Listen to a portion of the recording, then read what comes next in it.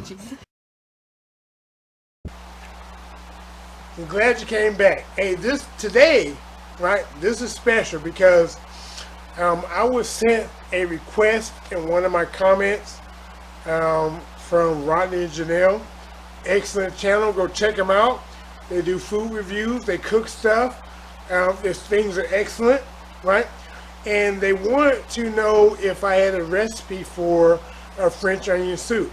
You know, Jonelle did, right? And I actually do. Now, I bought these crocks over a year ago specifically for me to do my French onion soup because I didn't want to put them in a regular bowl. I wanted to use the classic crocks for them. And now, hey, it's full circle. It's come back. People are asking for it. So I'm going to give it to them. It's delicious. Yes, it takes a while because I do it the old way. Now, I don't do it the extreme traditional way where it takes you 4 hours, right, to just do the onion part. I've simplified it a bit, right? Still tastes good. And for all you people from the South, yeah, we got yak in it. Yep, yak's in it. Yep. And believe it or not, I put yak in it, cognac. I found out that Julia Childs, which I used to watch when I was little, used cognac in her French onion soup as well. So I don't feel so bad by using it. But we're going to try it out. Let me see how this tastes. This is still kind of hot. I don't want to burn myself.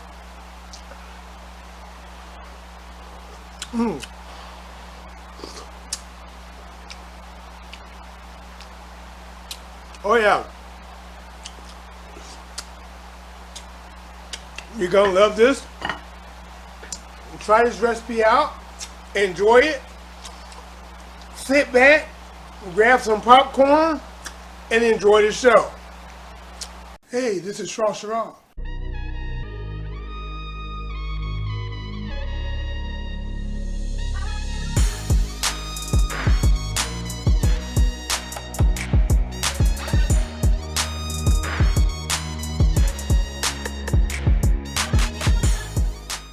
That's the best elevator music I ever heard.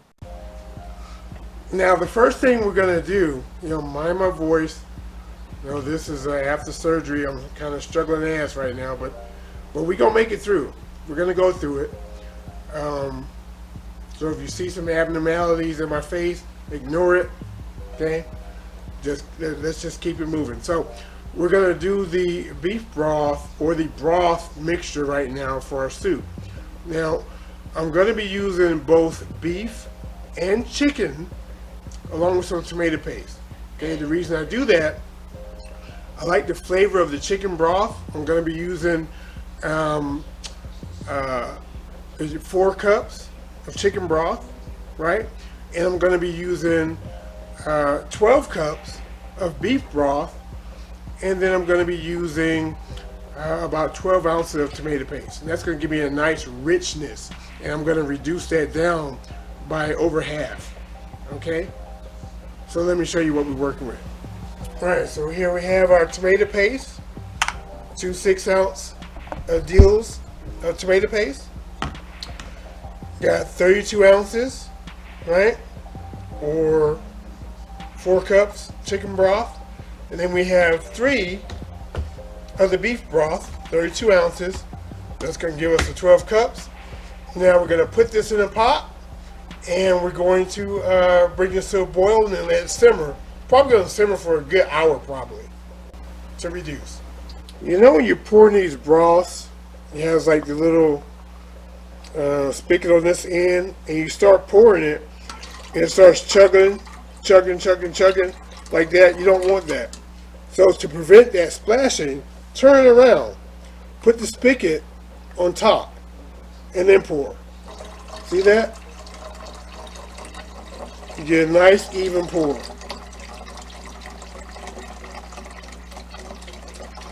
Now I'm going to show you again with the next one. Okay? Naturally you want to do it like this, but there's a problem. You see the air bubbles. So turn it around. And then pour from the top. See? Now it just comes out nice and easy. Little to no splashing. That's what you want.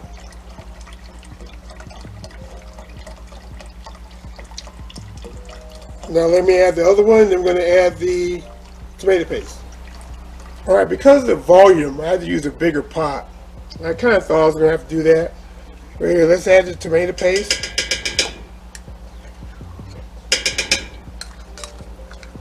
.12 ounces. And this is going to give it body. A nice, rich body. And we're going to want that. We're going to want that additional tomato flavor as well. Now we want to reduce this to this nice and rich. And because this is boxed broth, I didn't make my own this time, there's a substantial amount of salt in it, so we're not adding salt to this. We're not going to add salt at any point in this recipe because of that. Okay, so let's get this reduced, and I'll see you probably in about an hour or so. We're going to look at it and see. We have a rolling boil here, so now what we're going to do is turn it down to medium, low, low, right in the middle of that, and we're going to let this reduce. Okay, and when it's reduced properly, we're going to start working on the other ingredients. Let's cut up some shallots. Maybe a couple good sized shallots. Alright.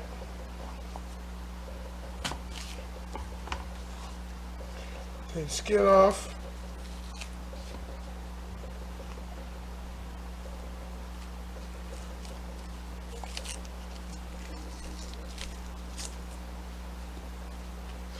Now, one of the reasons, they call it French soup is because of the way that it's sliced. Just thin slices. See that?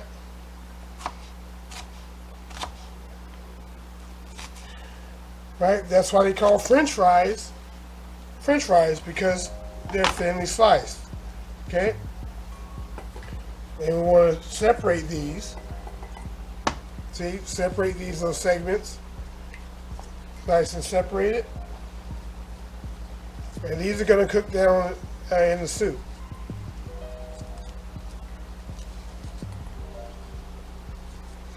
Now, you could chop them up finer if you want. It's completely up to you. But for me, this is fine. So just cut them up real thin, right?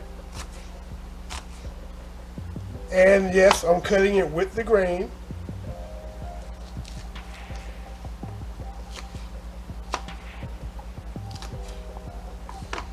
Okay, put these in, separate them up.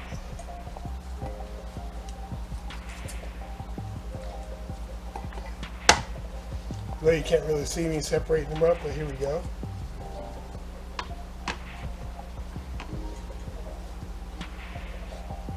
Yeah, just the one, that's enough. Now let's get to the onions, the regular onions, the yellow onions. The yellow onions, we're going to be using about 5 of them, okay? These are roughly like a medium-sized onion, right?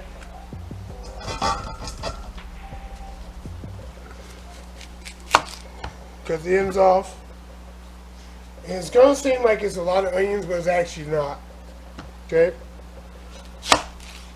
Middle. Take the skin off.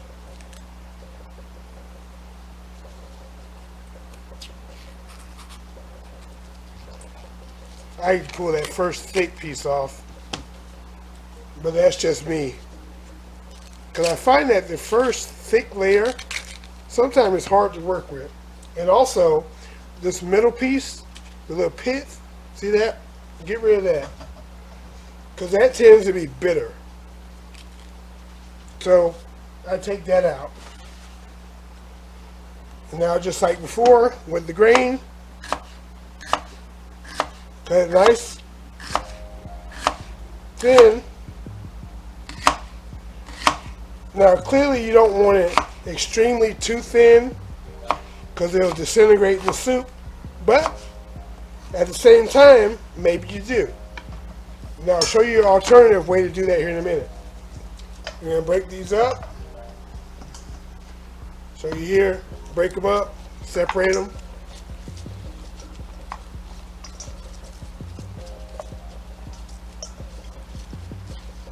And with the other onion, the other half of the onion, on this particular one, I'm going to show you another way to slice them up.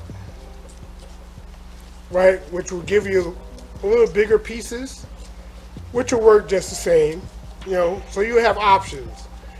It's always good to have options.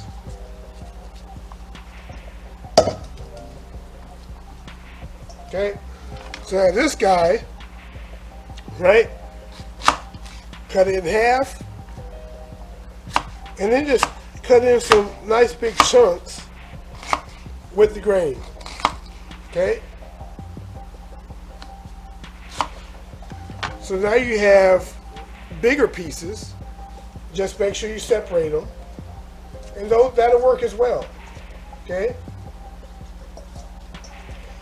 The key thing to remember is you want to make sure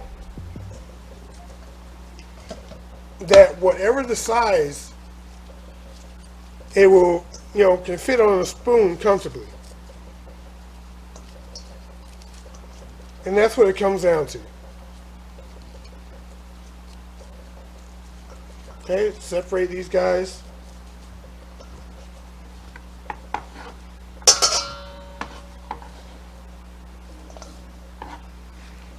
Now let me do the other onions, and we'll be back. So what we're going to need, here we have half a cup of sherry wine,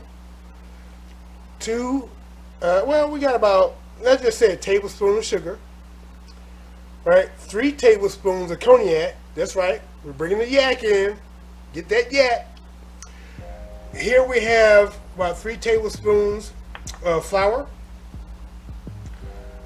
about 2 tablespoons of butter. Of course, you need our olive oil.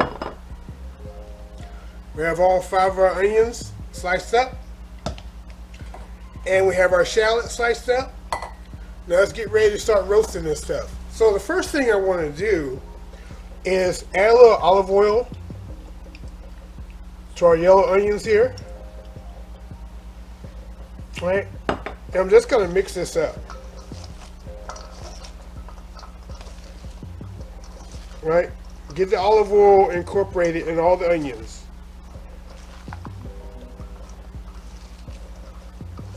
Because when you put it in the pot, you tend to always wonder if you got enough olive oil in there to cover all your onions. This will take some of that stress away from you. Okay? Alright. Now let's start roasting this off. Or sauteing it, actually. Alright, so we got a little Dutch oven here. Add a little olive oil to it. And now we're going to brown our onions. Add the onions. We got this on medium low. And this is going to cook down. It's going to take a while. Probably about 35-45 minutes. It might take up to an hour, maybe a little more. You just have to watch it. You want to keep it moving, keep it stirred up. You have to make sure you have time to make this dish. Okay, let this go for a couple minutes and we'll be back. Okay, so it's been about 5 minutes, right? They're starting to sweat, the onions, they're starting to sweat. Now, as they get softer, we'll be doing some things to them, right? One of the things we're going to do, when they get soft, we're going to then add the shallots, okay? They're a milder onion, right? They burn easy, so we're going to add them once the yellow onions get soft, okay? Then after that, we're going to start the actual caramelization process, We're going to be adding the butter to it, okay? Then we're going to add the sugar. Now, it's the sugar that's going to really kickstart the caramelization process, all right? Let's get to it, and you'll understand what's going on here in a minute. Now, the next time you see me, will we be adding the sugar and the butter? No, we won't. But I want to give you a heads up, if you will, right? So you can see, or not so you can see, so you can understand what's coming up next. This is a lengthy process. It's worth it, but it's just lengthy. So let's get back over here to the Dutch oven, and let's keep working these onions. They're getting softer. You know, it's only been about 5 or 6 minutes at this point. You know, so you just want to stir them up. And here in the back, I'm going to turn this off actually. In the back I had my beef broth still reducing, percolating. It's about ready. But it can hold. Because this right here is going to take at least, as I'm looking at it now, yeah, I don't want to put myself out there, but if I had to guess, I would say at least another 40 minutes. You gotta be patient with it. Stir it. Everything on the bottom goes to the top. Everything on the top goes to the bottom. And as you can already see, it's reducing. Alright. So it's been about 20 minutes or so, about 23 minutes. So you can see it's starting to caramelize a little bit here. You can see by the size of the pot, you see the darkening. See the onions are starting to darken up now. At this point, I'm going to add the shallots. Get the shallots in there.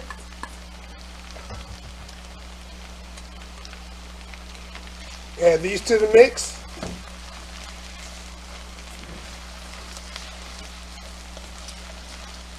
Now the temperature was at medium. Now I've reduced it to just under medium low. Okay? Slow it down a little bit. Now once the shallots get soft, which won't take long in this particular, well, any case it don't take long, but once they get soft and start to caramelize, then I'm going to add the butter and the sugar to it. And maybe, just a little more oil. We have to wait and see.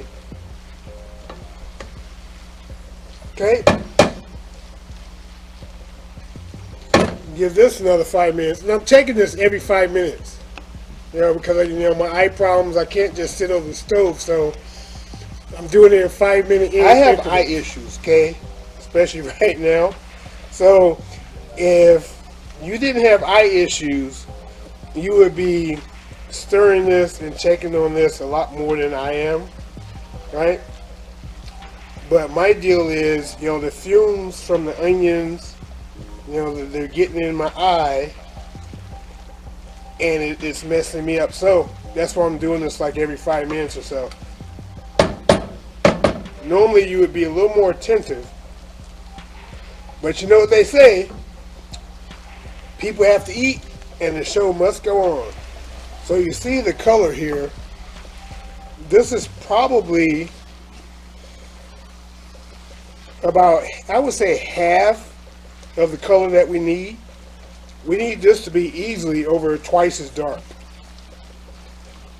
So we're going to keep it moving. Now, probably in the next 15 minutes or so, I'm going to introduce the butter and the sugar, and that's going to darken it up real quick. But what I want to do is make sure that the onions are properly caramelized before I speed up the process. And they're almost there, about 15 minutes. I'm back at it, still stirring. Yep, I'm giving it that color. It's caramelizing quite nicely, I can say this. Hey, Rodney and Jonelle, hey, if it wasn't for y'all, I wouldn't be doing this right now, I'm telling you. I'd be laid out in the bed with a nice little eye patch on, living my best life. I don't know what I'll be watching. Probably watching, I don't know, Law and Order, a little SVU. No, I take that back. I'll be on YouTube. I mean, let's be honest. I'll be watching more cooking videos, probably some Hell's Kitchen or MasterChef. But I'm not, so I'm cooking this. So Jonelle, you better enjoy this. Alright, so now we're going to add our butter. Right, get that all in there.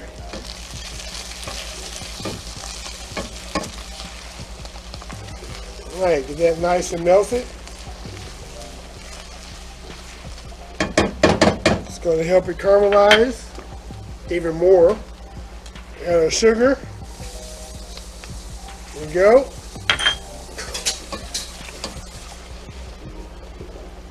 And you know the sugar is really going to help it caramelize. We're looking for a dark brown color. You know, we're going like for that chocolate, but not just any chocolate. We're looking for that German chocolate. You know what I'm saying? Now, which makes me wonder, with all them people and colors in Africa, how come the darkest chocolate is German chocolate? It's like, what the, you know, but I digress. You know, you can be famous for whatever it is that you do, but it's just something I always thought about. How come the darkest chocolate is German chocolate?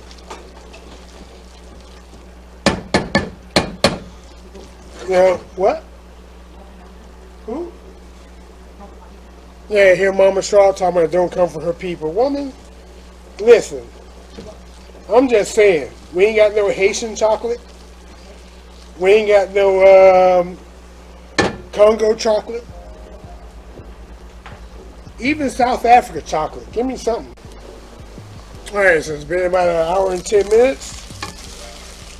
Total time with the onions here. Now, we don't quite have that German chocolate look, but this will work. This will work. Now we're going to add our flour to it. Get that nice and mixed in.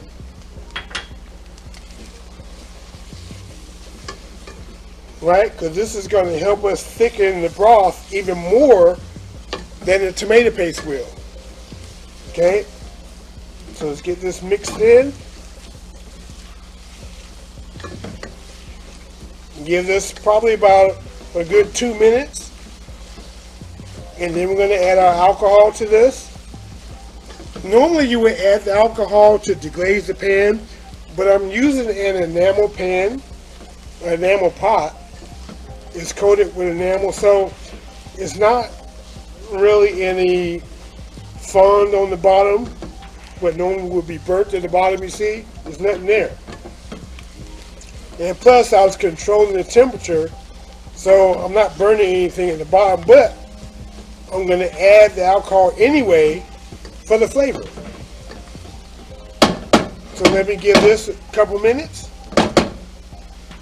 and then we'll add the alcohol.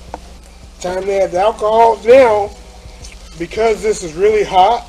In this particular case, I'm not trying to flambe, so we're going to add the sherry first, right? Add the sherry, and then we're going to add the yak to it. Okay? You want to do it in that order, because if you don't, if you add the yak first, you might burn your face off, because it just may flambe, and that's not what you want. So let's get this all mixed in. Turn this back up to a medium. And we're going to let this cook for about a minute. Because we want to cook a little bit of that alcohol off of it. You know, you're not trying to get anybody drunk here. Alright, now what we want to do is add our beef broth, our beef stock to this. You know, a couple ladles at first, and then we'll get a bigger measuring cup to get some good scoops, because we're going to add all of this to this. You know, I'm just going to pour this pot in here. Alright? Let's pour it in. And we're going to let this cook for about an hour, uncovered. Because that's what we want. See you in an hour. And this soup is actually going pretty good. But I'm going to let this go at medium-low for a minimum hour and a half. I want this to reduce, and I want the flavors to concentrate, right, before we get to the next part, right? So the next part is going to be a doozy. Not really, but it sounds good, didn't it? Going to be a doozy. I've added the remaining beef broth, chicken broth with tomato paste. I've added that, the remaining, to this. And we're going to let this cook down till it reduces by at least a fourth, right? Initially I was thinking about a half. I think a fourth might cut it. So we're going to let this keep percolating. Look at it bubbling. It's percolating. Hey, baby. All right, so we take our bread. We got a little baguette here. And we're going to cut it on a diagonal, right? Because we're going to make some crostinis out of it. Okay? Right? You don't want them to be too thick, right? But you don't want them to be too thin either. Right? So I know I made some of these kind of thick. I know. Don't come for me. You know, but I'm going to go through this whole loaf here. And we're going to pick the best of the best.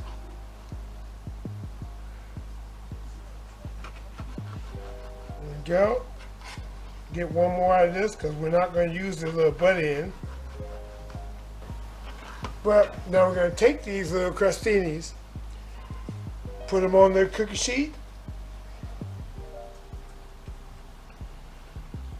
and we got the oven preheating, 375 degrees.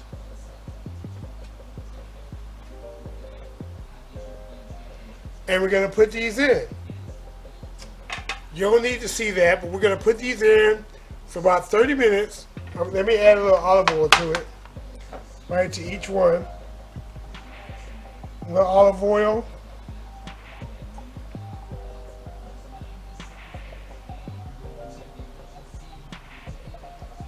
You know, if you want, you can use butter. Butter will work too. I'm just using olive oil. And we're going to let these cook for 30 minutes so they'll be ready. Yeah, the crostinis are done.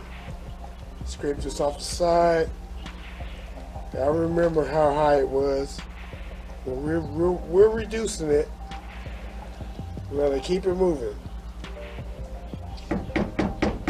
Look how thick this is. This richness. That's what you want. Keep it moving. And this is good. Time to get to the final stages.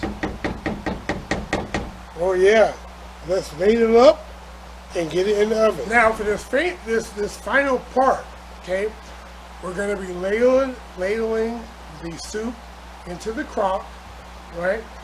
We're going to add the crostinis, we're going to add the cheese, and we're going to put it into a 350 degree oven for about 30 minutes so the cheese melts nice and gooey and it's good to go. Now here's the thing. You want to make sure that your crostinis, or croutons as it were, are nice and crisp, crunchy. You don't want them to be soggy, okay? Because they're going to hold the cheese. And we're going to be using the traditional Swiss, okay?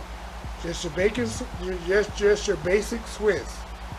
You can use cheddar, mozzarella, Parmesan, Gruyere, you know, Gouda, whatever you want, but we're using Swiss right now, okay? Some people I've seen, you know, believe it or not, blue cheese. I don't get it, but they do it. But anyway, we're using Swiss. My throat's all jacked up from the surgery. Kind of hurts me to talk, but we're going to keep it moving. Jonelle, again, your fault. You know what I'm saying? Your fault. I'm struggling to ask because it's your fault. Right? But it's all good. It's delicious. And we're going to get through this. So let's go ahead and ladle up. What you guys don't understand is, you know, I do a lot of cooking here. And as a team effort, right? I do the cooking. You know, Mama Shaw, she cleans the dishes that I cook. So for this dish, normally you would have a lot of cheese hanging over the side, right? To give a good seal, as it were. But if I do that right now for this, she would literally put her hands around my neck, which is sore right now, and choke me down to nothing because it's hard to get cooked cheese off of these crops.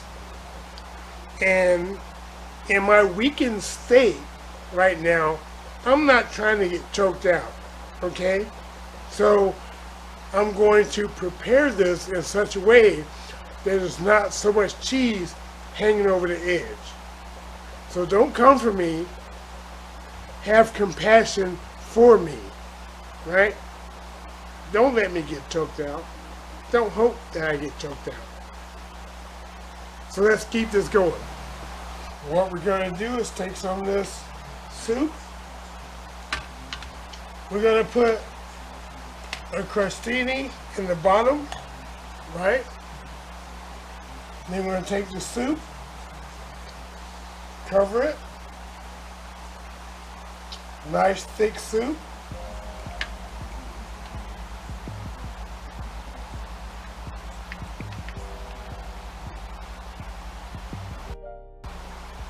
We're going to add the crostini on the top. Let me get a nice size one here.